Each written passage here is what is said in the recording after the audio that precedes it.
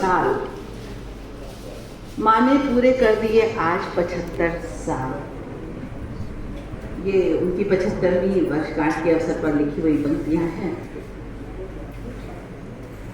तो जब एक रचनाकार 75 वर्ष की आयु में इस प्रकार से भाव विवल होता है अपने जन्मदिन को लेकर और कहते हैं आप कि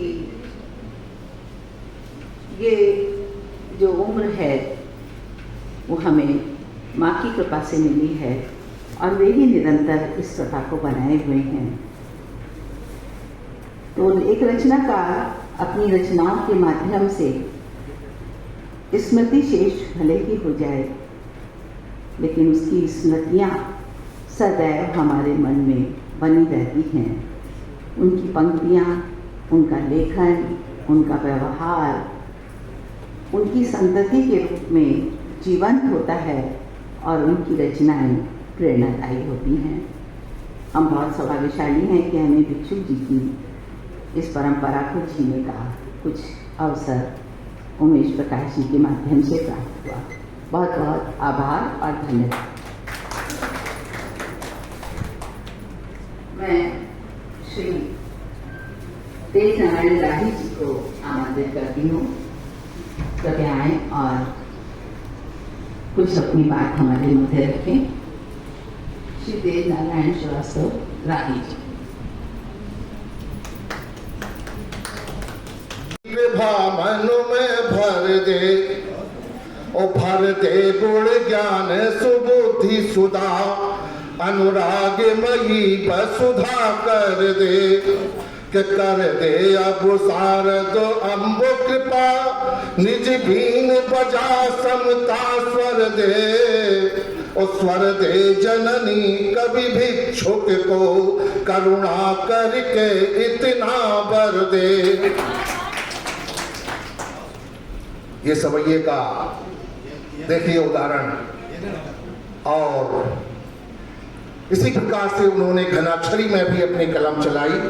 एक घनाक्षरी मैं पढ़ दे रहा हूं, देखिए कि जीवन व्यवहार वेशभूषा है अनोखो, सब देश भक्त होने का वो करे अभिमान है, और चाहता मनोज आज निज की ही स्वार्थ सिद्धि, अपनी सुरक्षा हेतु तानता भी तान है, और चिंता क्या है उससे लोग कष्ट अति झेल रहे, किसने बिचारा कब किसका निदान है, और वसुधा कुटुंब की विडंबना निराली है, ये भिक्षु के ये मन माना देश का विधान है।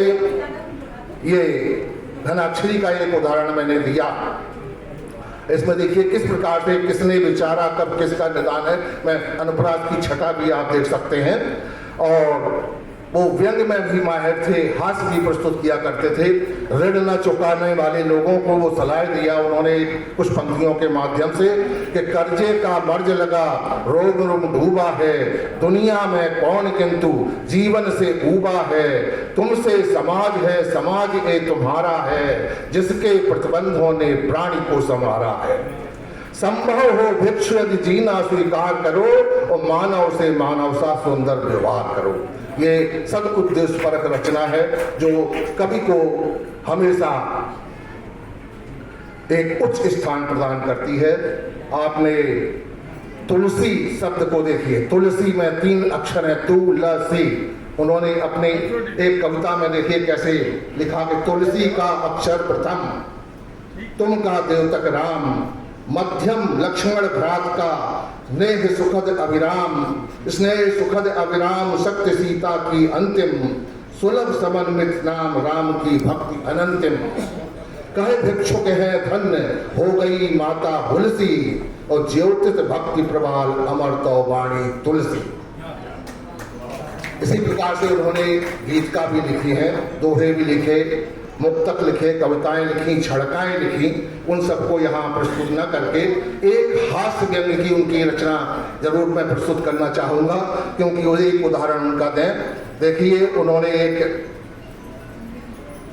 कि दूध से जब उतारी मलाई गई, दूध से जब उतारी मलाई गई, कुछ दवा और उसमें मिलाई गई, हो गए स्वस्थ वो तनिक देर में, बिन बताए उन्हें जब पिलाई गई।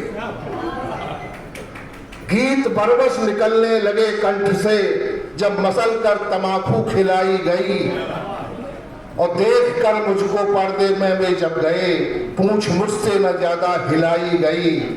एक बीड़ी मिली थी सड़क पर पड़ी, आज भक्षक यहाँ पर जलाई गई। ये उनका हास्य का है। उनकी भाषा सरल सरस सुबोध, हर भाषा का जो प्रयोग अपनी हिसाब से वो करते थे। उनके लिए वो हिंदी के भी प्रबल समर्थक थे और हिंदी के लिए भी उन्होंने बहुत काम किया। कहीं भी गए अखबारों में लिखते थे या अपनी कविताएं लिखते थे तो हिंदी का गुणगान जरूर करते थे। 4 पंक्तियां हिंदी के संदर्भ में उनकी देख लें कि देवों की वाणी से मुखरित जिसकी सुच परिभाषा है, जिसमें बोध कर्म गुण गर्वित जीवन की अभिलाषा है, जैसे उपेक्षित करुणा भिक्षुक के न लगाओ दुराशा है, वही राष्ट्र की देवनागरी प्यारी हिंदी भाषा है। इस प्रकार हम देखते हैं कि भिक्षुकी ने जो लिखा वो मनोरंजन की दृष्टि से भी लिखा, लेकिन समाज को एक दिशा देने का भी उन्होंने कार्य किया। उन भिक्षु जी के चरणों में मैं प्रणाम करता हूं और आप सबसे ये निवेदन भी करता हूं कि भिक्षु जी की इन रचनाओं से कुछ न कुछ प्रेरणा लेकर के जाएं।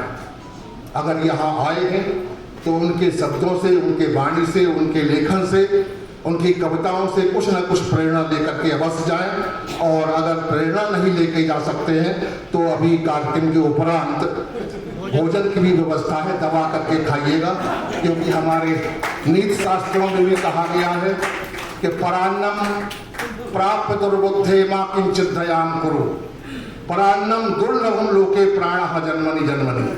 दबा करके खाइए और ब्राह्मण बन के खाइए। मेरा ये आशा नहीं कि ब्राह्मण ज्यादा खाता है, मेरा आशा है कि ब्राह्मण अच्छा खाता है, इसलिए दबा करके खाइए। धन्यवाद। जय हिंद, जय भारत।